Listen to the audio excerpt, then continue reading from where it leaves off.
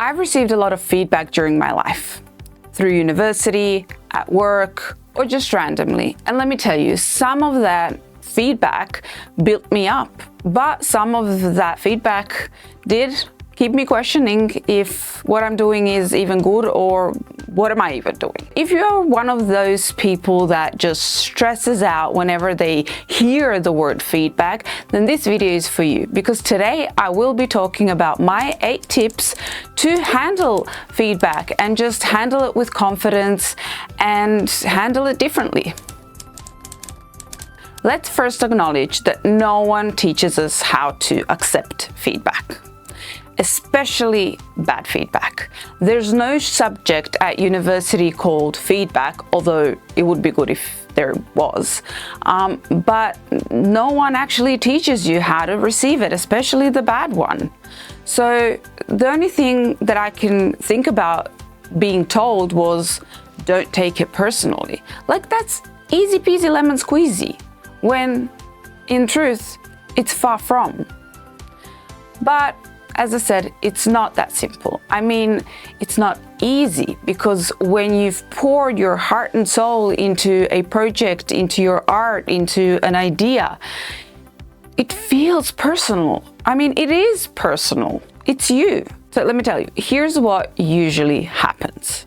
You get feedback, and instead of hearing it as information, you hear it as judgment, which is, I mean, completely false, but we'll get to that. Your brain instantly translates that this thing you made isn't good enough. So it translates that into, I'm not good enough, which is bad. Then you go, instead of improving from said feedback, you go into a spiral of, I'm not good enough, I'm depressed, and that sort of thing.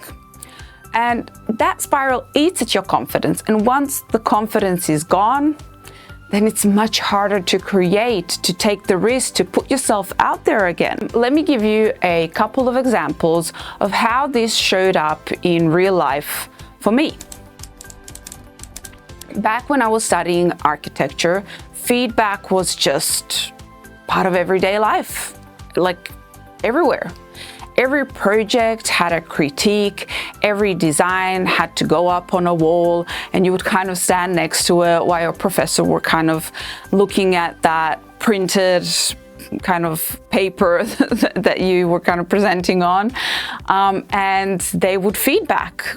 They would feedback good, they would feedback bad, whatever. That you would need to stand right next to your paper and take it. So sometimes it would be stuff like, this is a really thoughtful design. I can see how much effort you put into it. And honestly, I mean, those moments felt amazing. I felt acknowledged. But other times, I mean, not so much. And I remember once I worked on a project for days and weeks, so long hours.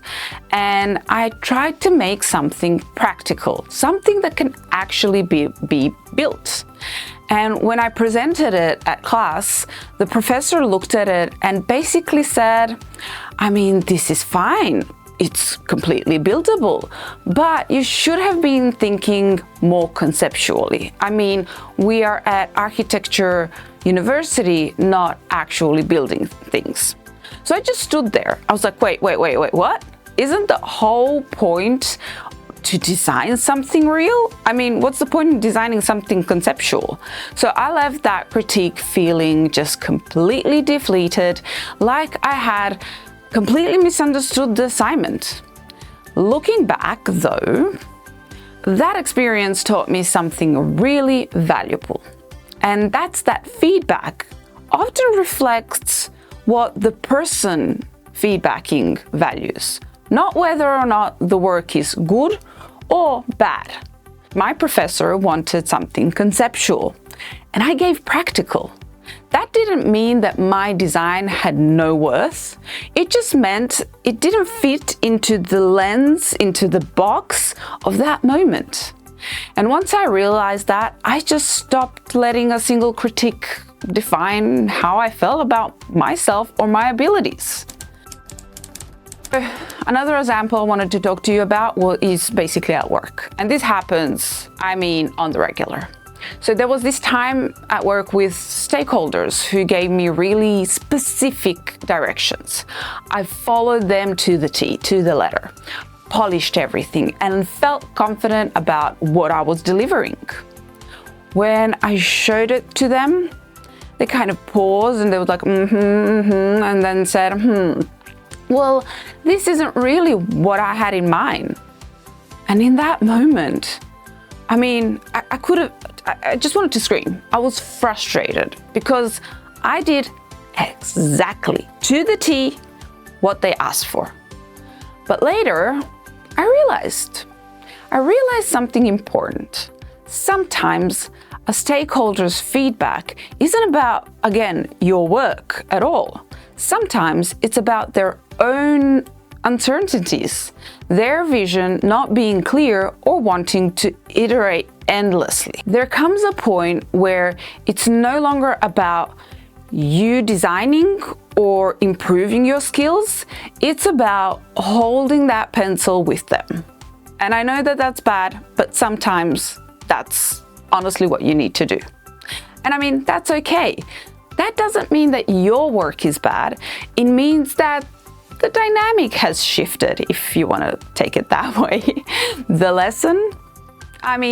It's okay to be bold and say something. Say something like, but I've done everything you asked for. If this still isn't what you want, let me know.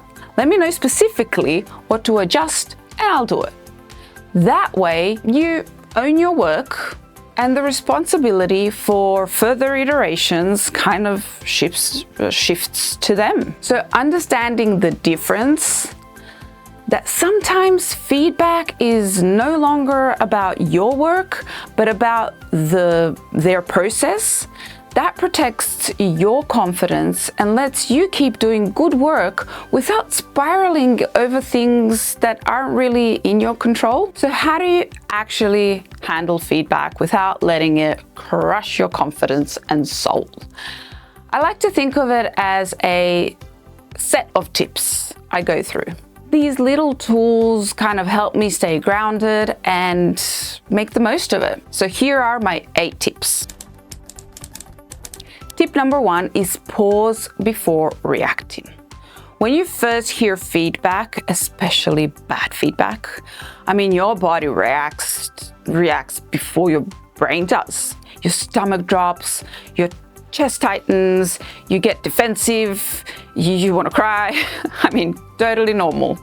So instead of firing back or shutting down, just pause. Take a breath. Even saying something like, okay, thanks for letting me know, but I'll have to think about this. This buys you space. That pause helps you stop reacting emotionally and start processing it rationally. Try this. Keep a notebook handy when you know that you're going to receive feedback. Jot down what they said, word to word. Later, when you had time to kind of relax, you can look back at it calmly, without any emotions, basically any emotions getting in your way, and just kind of read it and see what you can get out of it. Second tip is separate yourself from work. That one's tough because we feel that everything's personal, but it does change everything. You are not your project. You are not your design. You are not your art. You are not your essay. You are not your pitch deck. You are not your video. These things are something that you made. They are not you. So when someone says, this needs work, what they're really saying is this thing could be stronger and could need more work done. So that's different than you're not good enough. So try this. Repeat to yourself. They're talking about the work, not about me. They're talking about work, not about me, about the work. It sounds simple, but really helps create that distance between your confidence and the critique. Tip number 3 is to clarify before you internalize. And what I mean by that is that sometimes feedback stings because it's vague.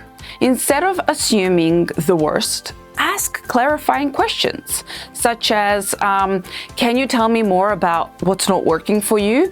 Or what would success look like here, basically? So most of the time, once I ask, the feedback turns into something less harsh than I thought. Try this. Keep 2 to 3 go-to questions ready. The first question would be something like, what's one thing you'd change in this project that would make it better? Or can you give me an example of what you mean? Can you show me what you like? Is there something specific you were hoping to see instead? So that you know and you're prepared to take the feedback better. Tip number 4 is look for the useful nugget. Not all feedback is equally valuable. Even when it stings, there's usually at least one piece you can take out and use to improve. For example, when I got a comment saying that I was boring on one of these presentations that I had, my first reaction was hurt. But I stepped back and I realized that the nugget was, maybe the pacing is just too slow. So that gave me something concrete to work on. Tip number 5 is filter the source. Feedback only has as much weight as the person giving it. If it's someone who understands the context and knows your goals, give it more attention. If it's a random comment or someone who doesn't fully kind of understand what you're doing, then it's okay to kind of roll it off. If your mom said this was bad, you would roll it off. But if your boss said this is bad, you would think twice. Ask yourself, would I go to this person for advice? If the answer is yes, then their feedback should be something you would consider. If the answer is no, then we'll see. Tip number 6 is to reframe criticism as collaboration. So instead of seeing feedback as judgment, try seeing it as teamwork, as an opportunity to make the work better together. So for an example, even if you disagree, respond with, that's interesting. Can we explore this angle a bit more together? It keeps the conversation constructive. Tip number 7 is to let go of what isn't yours. Not every piece of feedback is really about you.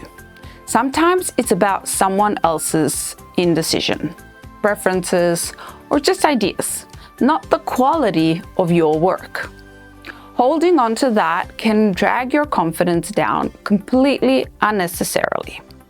So for example, with basically difficult stakeholders or clients, there will be moments where you've done exactly what was asked, but the project still goes through endless iterations because the other person doesn't know what they want.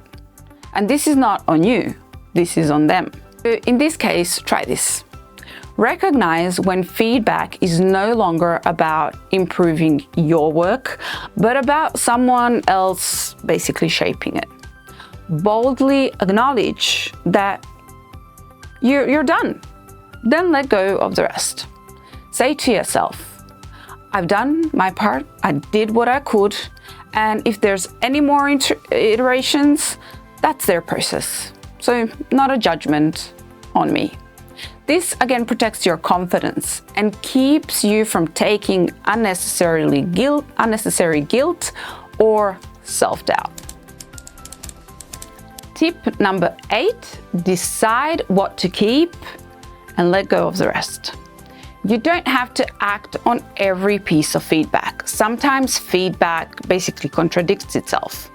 One person might say, be bolder, and another person might say, can you tone it down a bit? So trying to do it all will make your work just bleh, right? So try this. Make a simple list after the feedback. On one side, say what you'll change. So things that will genuinely improve the work and the design.